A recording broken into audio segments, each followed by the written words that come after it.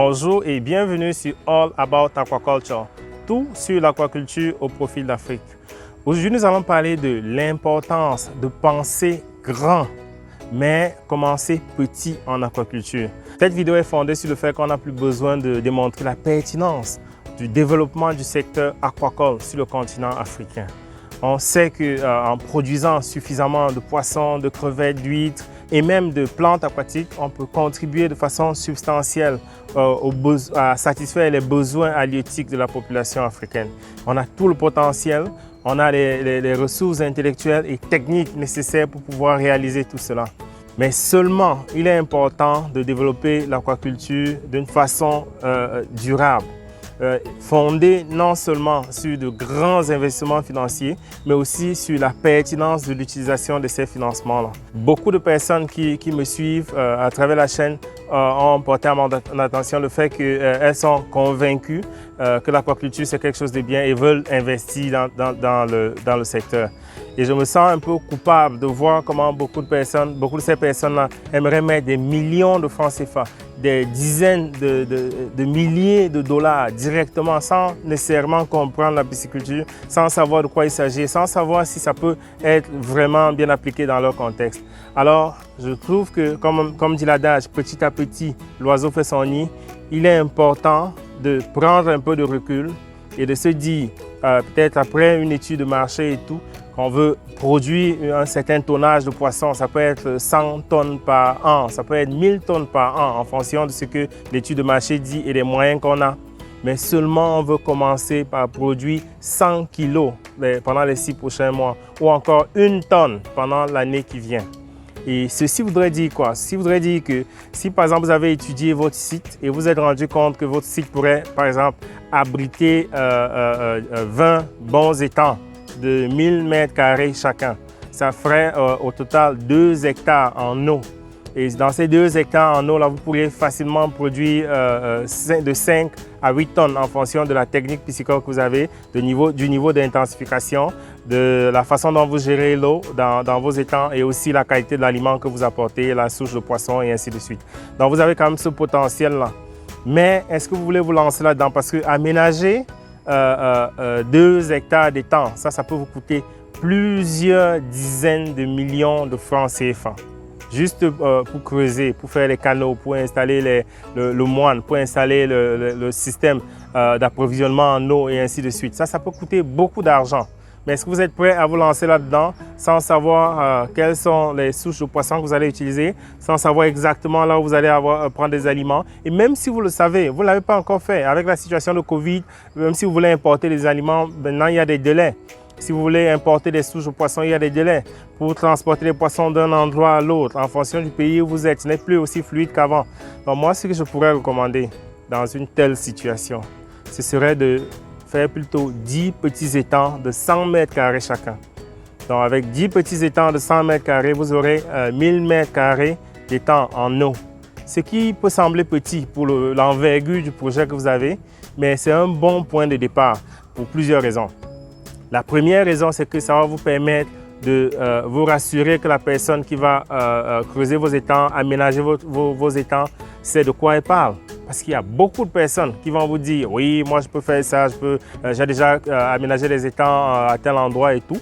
Mais pour votre site, ça peut être des étangs de dérivation, ça peut être des étangs ravitaillés par la nappe phréatique. Il y a tellement de contraintes qui doivent entrer en jeu que si vous n'êtes pas accompagné par exemple un bureau d'études ou une compagnie d'expertise, mais vous voulez travailler avec des particuliers, il est important de leur dire « S'il vous plaît, faites petit ». Commencez avec 10 petits étangs de 100 mètres carrés et on va voir comment vous le faites. On va voir si vous respectez les délais. Si vous dites que vous pouvez le faire en 1 mois, est-ce qu'au bout d'1 mois, on aura le site livré et ainsi de suite. Mais ça vous permet déjà de limiter les risques au niveau de l'investissement de départ, mais aussi de comprendre quelles sont les étapes à travers lesquelles on passe de façon concrète pour pouvoir avoir ce site-là. Ensuite, il va falloir vous approvisionner en alevin.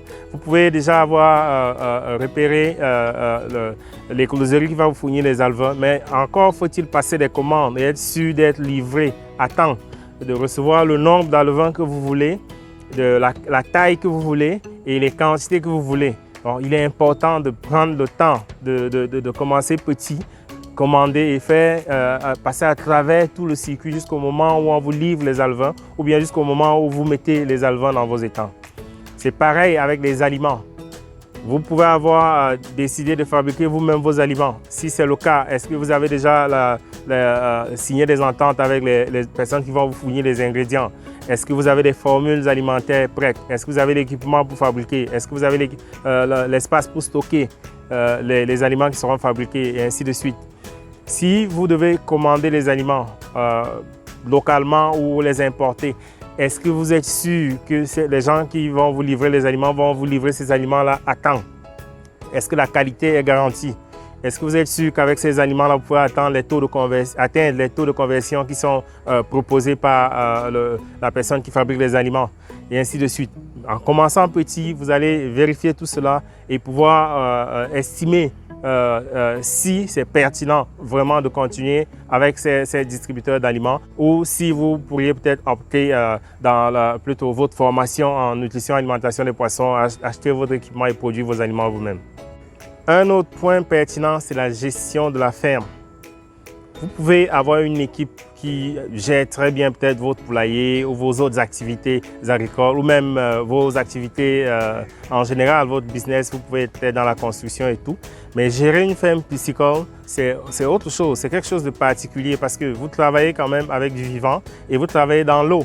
Vous ne voyez pas toujours les poissons. Regardez par exemple les bacs qui sont ici, qui sont recouverts. Moi, je ne vois pas les poissons qui sont dedans. Donc, ce n'est pas comme un poulailler, vous pouvez vous tenir à la fenêtre, vous regardez, vous voyez si les poissons sont en train de, si les poulets sont en train de bien manger, si les poulets se sentent bien. Mais ici, vous ne les voyez pas forcément. Donc, ça demande que vous ayez quand même un personnel qualifié, bien formé, qui comprend ce que c'est que la gestion de la pisciculture, qui comprend ce que c'est que la biologie du poisson, comment est-ce que le poisson se comporte dans différents systèmes, comment est-ce qu'on nourrit les poissons, comment est-ce qu'on vérifie les paramètres physico-chimiques de la qualité de l'eau et ainsi de suite. Donc tout ça, c'est important.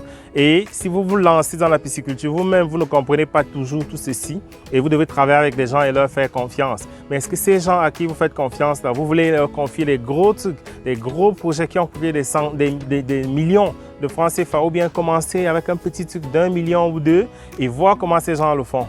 Et une fois que vous avez déjà traversé toutes ces étapes, vous avez aussi besoin de pouvoir récolter vos poissons et de les vendre. On a déjà parlé des astuces pour vendre tout le poisson qui provient de la pisciculture. Mais est-ce que dans votre contexte, ça s'applique? Est-ce que vous maîtrisez ces astuces-là? Est-ce que vous êtes prêt vraiment à produire autant de poissons, à passer à travers toutes ces étapes-là, avoir 100 tonnes de poissons et avoir de la difficulté à vendre? Juste parce que vous n'avez pas commencé petit, vous n'avez pas établi vos circuits de commercialisation quand vous n'en aviez qu'une tonne, avant de passer à 2, 3, 4, 10, 50 et 100 tonnes. Donc, il est important vraiment de limiter les risques au niveau de votre investissement en commençant petit, en comprenant chaque étape, chaque aspect, chaque maillon dans la chaîne de valeur pisciculture dans laquelle vous vous lancez ou encore dans la chaîne de maillon aquaculture quand c'est encore petit. Donc, il faut comprendre quand c'est petit pour bien vous préparer à l'étape où vous aurez une production beaucoup plus grande et beaucoup plus complexe à gérer. Et on peut même encore aller plus loin.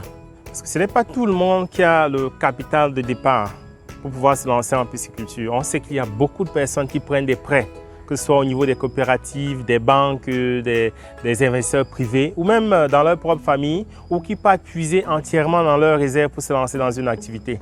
Certains disent, ça c'est mon projet de retraite, je vais investir tout ce que j'ai épargné pour ma retraite dedans parce que beaucoup de personnes m'ont dit que l'aquaculture c'est bien. Le délégué provincial ou départemental m'a dit que c'est pertinent, c'est un secteur porteur. Rodrigue Yossa, avec sa chaîne YouTube All About Aquaculture, on ne parle que de ça. Je vois de plus en plus la pertinence et tout. Mais c'est quand même tout mon investissement. Parfois, c'est aussi une dette que je voudrais prendre pour me lancer dans la pisciculture. Alors, est-ce que je voudrais me lancer dans quelque chose avec un tel investissement, avec tous les risques que cela comporte, sans vraiment maîtriser le circuit? Aussi, lorsque vous voulez emprunter de l'argent, des fois, on vous demande si vous avez de l'expérience dans le domaine. Donc, il est toujours plus intéressant d'aller dire, j'ai 2 bassins hors sol chez moi déjà. Je comprends ce que c'est, je sais où je vais m'approvisionner en alevin. Ce n'est pas une vue de l'esprit, c'est concret. Où j'ai 10 étangs, des petits étangs, mais on a beaucoup d'espace et là, on veut passer à un niveau supérieur, commercial, très intense et ainsi de suite. Je reconnais qu'à travers cette chaîne YouTube et le fait que je suis très enthousiaste, je pousse beaucoup de personnes à considérer l'aquaculture et beaucoup pourraient se lancer dedans et le regretter si ces personnes n'ont pas pris le temps vraiment de bien penser leur projet, d'avoir de grandes ambitions, mais au moment de réaliser, de commencer petit. Donc, je vous inviterai à prendre le temps de bien analyser ce que j'ai dit et de vous demander si l'adage selon lequel petit à petit l'oiseau fait son nid ne pourrait pas bien s'appliquer au contexte de l'aquaculture. J'aimerais que vous preniez quelques minutes pour aller me faire quelques commentaires et me dire ce que vous pensez de ces observations selon lesquelles ce serait bien de penser grand mais commencer petit. Avoir de très grandes ambitions, avoir de très grands rêves parce que le potentiel est grand sur le continent africain, mais commencer petit pour vous assurer que vous allez atteindre ces objectifs-là. Comme on dit souvent, qui va aller loin ménage sa monture. Et une façon de ménager votre monture, c'est de commencer petit et comprendre tous les aspects de la pisciculture. Comme d'habitude, je vous remercie d'avoir pris le temps de regarder cette vidéo et d'avoir écouté mon message. J'espère qu'il vous a plu et n'oubliez pas de liker la vidéo, la partager et inviter vos connaissances qui sont intéressées par l'aquaculture à s'abonner sur la chaîne All About Aquaculture, tout sur l'aquaculture au profil d'Afrique. À la prochaine.